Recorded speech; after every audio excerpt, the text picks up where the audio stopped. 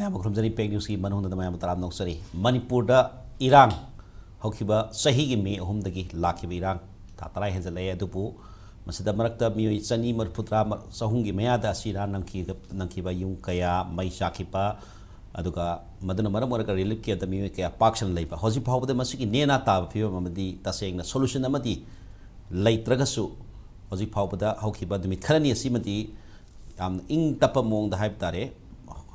Nungay makulta daba bo makulta daba irang singi pausi yamna normal sigi piba mamta lakpa Manipur state ta uop hangi adu hari ba normal si hai badi adu kumba mokhoi kuki khulai pai basing hai kuki insurgent sing nataga kuki militant sing na adu nungay kapsal la kada khoi maitei khul ngak pasing na khud han bani hai bani sing ofam lakpa dana ani sigi combine oi ba matter da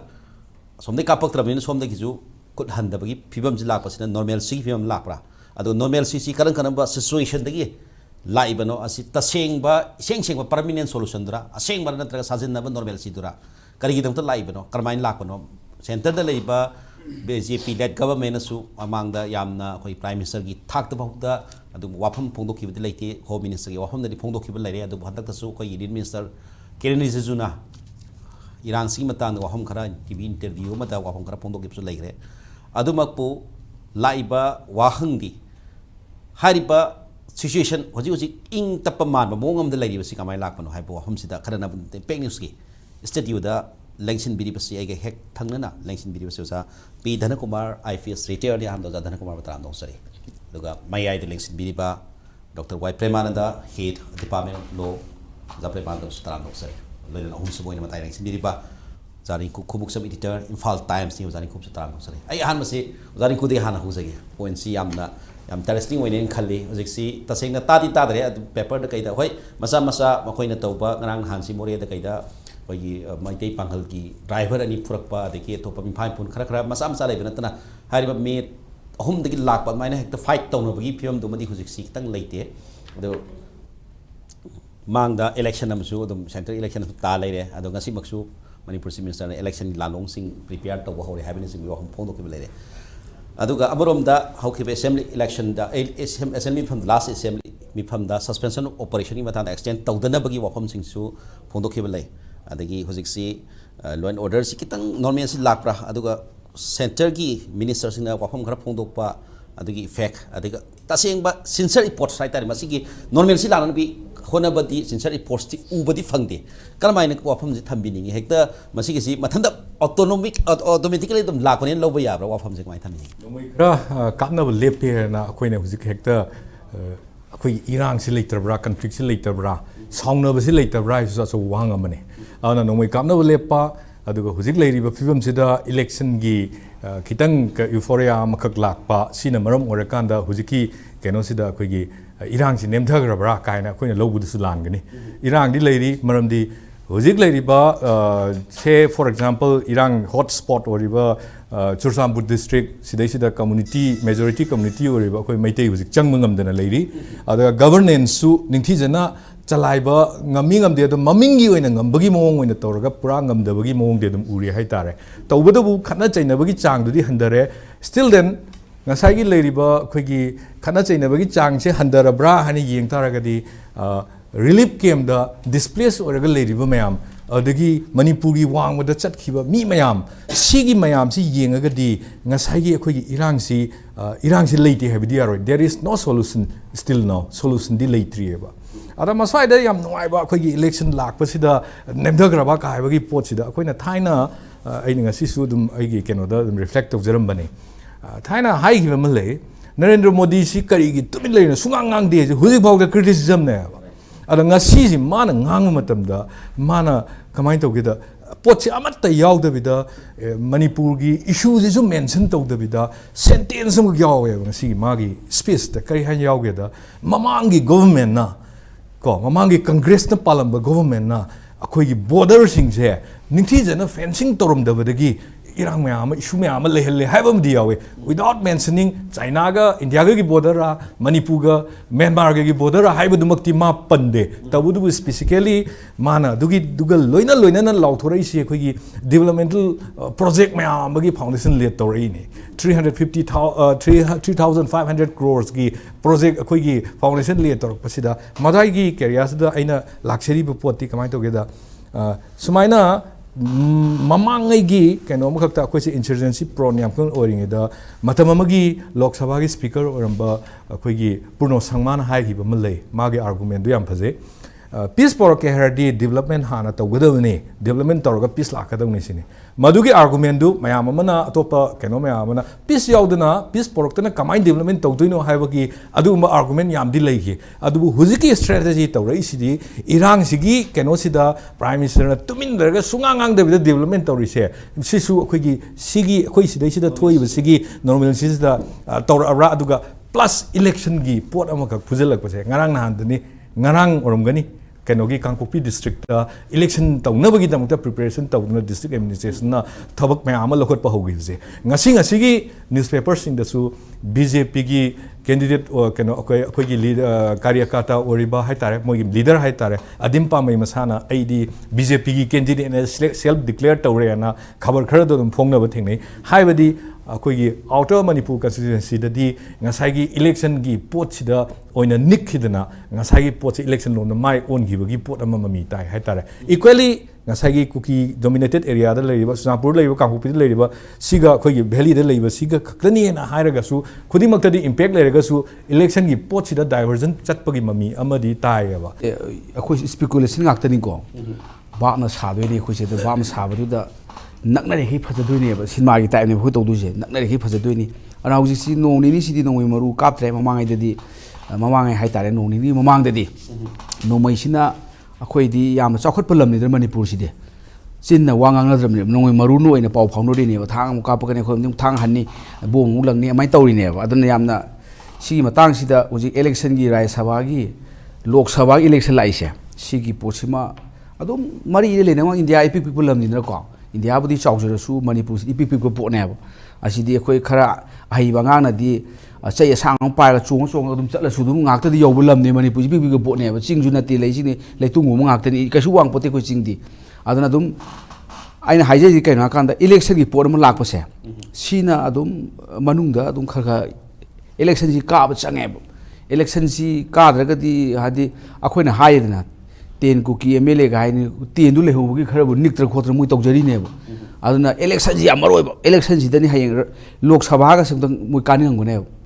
hoji ki ra hori ba terrorist group sing se masina dum lok sabha ga ji paining gi por ma moida ching di keroni ko asidi election na ti selection ne do selection was na ti asidi representative oirga election kare ha amani maming thangdok te adabni na maming kanane hena gunda targa kabangami habi wakhalon de muscle power si the gun culture ji fadal leibani na aduna ai khamada akhone am singnari sina akhoi honorable chief minister na haibada political dialogue haurani habra adu mamsu sinagi and political dialogue is very dangerous time ne base samna peace lakna dialogue di political dialogue ai si di atob lamam pi gumba ledna ko ideology amada politics yum phamu po ne separate administration gi si political dialogue to yorkani and political dialogue si akhoina di political science ki sarte na tin na traga political dialogue hai basi wai aru bathabam ne samjo economic ki kari package pi wai na ti political dialogue horani ka hai do aina khamat election si su maram amadi oi adu ba khoi di am chingninga oi kai na ka nga si bukta prime minister na wa ngang di na ko wa ngang da basi adu maram leram gani election gi positi maitai gi favor da ngang wa ka to group am yaro khoi di am luba abastane Manipur gi se haidi group si ethnic group hai ga khoi community si yambani na amagi favor da swangang ya da ta ga pulap ki dingang ya na shanti ye ji pulap ki ni na ko shanti su laiba aduga development ju tauba adu wafam du oiter protocol na haibda mamang asi ngana gi oza pakirani jejuna di Manipuri mutang wa ngangi haitare aduga mama khoji Manipuri MP oiba representative na di protocol am na ben ngang ba yati gaina hagi buzu le dai dura protocol gaina ra ka toise ngang ba ya ba public ki sentiment aduga mayam mathang adi group ethnic groups mayam le na amada ngang orga karan tarakani habi ki bitu le protocol gaina tam sin nari je ya buzu wafam protocol simon adu bukti oram moi protocol ai si te thak khadu ne ba hoi ngasai gi prime minister gi office na ngang ba ya ba de magi makha ta ba MLA mana natra MPM te ngang ba ya ba ya da ba mui raj ti wan ne du thoi do ngang ba sidi ngang ba phaina ngang ka bu tani ko sum haijri si ngang ba sidi phai adu huji ki prime minister gi di ma di ngang roi di ma ngang roi ne khan ngang dri se ngang ma khalam ne silent is golden na ta silent is kai ta re more akhoi gi kaino sidi ngang ba sidi silence ne hena meaning ne hai je manung de podam lei re hai ni uli wari se aina hai ba du ma lo ba ya de akhoi hidden agenda hai se hidden agenda hai si अखोई खंगवे hidden agenda से कहीं से हेक्ट नोंमैसी अखोई कापख्रे लेपख्रे हाइदुना अखोइना बाप सारगा normal सी लाए कायना हाइबसु सुमदेको आइना खनबदा मसी अखोई याम चिंगने ओय अखोई की वार से मरमक लेपे सेकेंड वार सु नुती सु नोंमै कापति नुंदा पुंग कुमरि नोंमै खजु कापते अदुम लेपेबा लान से मरमक इंटरप्शन लैने के नॉर्मल सी लाक पाइबे वही सिदे अखोई बंदबनो भवने यस कनो हजि बहुत नेशनल हाईवे त हांगद्री लंबी चटपम तो यादरी रिलीफ कैंप तो लेबा 60,000 इंटरनली डिस्प्लेस्ड पर्सन आते हैं IDPs 60,000 मुक्सी का नाम तो लिंगद्री रिलीफ कैंप तो तुम लेदी नत्रा नेशनल हाईवे से हांगद्री हाईवे द टैक्स निये दुनिया है ना एक्सटॉर्शन तो बोल लेब्री को अदगी हिल डिस्ट्रिक्ट से इन्वेस्टिगेशन लेते हुए तुम लेत्री मुझे कुछ राशि सत्तो किसी यादरी यदि मतलब नत्रा सी पुनः मुझे लेरेगा क्रमाएं तो नॉर्मल से लाई है भी वाकन से खन का तो इन्होंने जो रूबुम ने होय relatively नोंमै काप कितने दिन लेप नहीं है भी दिया है but that is not normalcy लल लेना है बता रहे हैं तंग सड़क सी बाहर के तरह अदू वो जब वाने अदू मज़े हो जाए प्रमाणना है बतूंगा सड़क सिरक पर मुझसे है मज़े हमने dangerous कानूने sign for at least especially for the Métis मरमदी नहांदगी थोई बिरांग सी चिंगोंग चिंगा द लेबा मैती खुलक्सिन द कनोदई नुमै कापसल लप खोसल लप तौर तौर कंद हंदो हंजिंगी इरांग थोकु वानी तपाते कार द चिंग द कन तौरी हजि इता ताते चुमी को अन हंदक कापन दिसि के मथकते कापको लेपि हाइबे लेपि बिजि करिगनो नत्रा अदगी हम यंगा इबदी सस्पेंशन ऑपरेशन जिना तांकुन मापन the Loyare action Masih action तो हम तो पूरा तो पूरा इन फॉर्म से सिगी कनो प्लेटफॉर्म जो तो कोई खाना यावजी को मधुगी पोची जो हफ्ता में टुडेस 9th हफ्ता में हेला अब मतम सिदा सुजी एक्शन तो जो है दे एक्शन तो दे जो है दे अदो सु लोथो का दम निया दे ब्रोकेट तो को ने लावरम बखोलम से असेंबली द रिजोल्यूशन पास तो रे को अदु नतबदा सु लौथोकदबनी लौथोइदबनी अदु तौदुनी याम लाउनर सीएस प्रेसिडेंट करी सिंग मयाम जिजु तुमिल लेगरे करी तुमिल ले नो ले मन तो करी नु प्ले जि ज्ञान दादम ले दियो अदगी मो करगी इलेक्शन ने पोछि अखो की सॉल्यूशन सु सुले लेतबा अद इवन मयम मकई हो लेबे फंगद्रबा मी लिसिंग हुंबु हेना ले अब मतम से 60,000 have the voter with the nearly 40,000 voter or municipal 40,000 voter have the Manipur Gumba people parliamentary constitution the Jamna so number never high level displaced person me amjigi vote si my Maggie Mayumda my Maggie Karihata Lekai area gi Bonimbuta had a more in a government surrender to relief camp तो special problem same नहीं आएगा इसे government में fail हो रहा है मोई बफन तो प्रजा की प्रॉपर्टी प्रजा की लाइफ प्रजा की कंज्यूमर नम दृश्य नहीं तो उन्नत रो सीगी सिचुएशन इलेक्शन तो बुझी is it justifiable election they तौगिनी नमदना क्या ना कोई ना फनाम लाओ मियम तो वैसे था तरह कभी इलेक्शन तौरे हाई ग्रल हो रहे अदुन तुंगान वो वफन ने बट मोरली अदर जुडिशियसली ये हमको मधु मोरल चुम्ब्राबा मोरल चुम्द पोदबा मैंने कई दो तो नो इलेक्शन से डेमोक्रेसी को हाथ होला बदो अदुन डेमोक्रेसी अर्थ यावरि ब्राबा अदु जस्टिस हर लो हर सी मैजलो रिलेटिव ओरराबा नत्रा अदगी इलेक्शन से लापदगी कई दबुगी नो कोई मसागी इलेक्शन तौबी नो कोई मैम से लांगक त चिकरी नो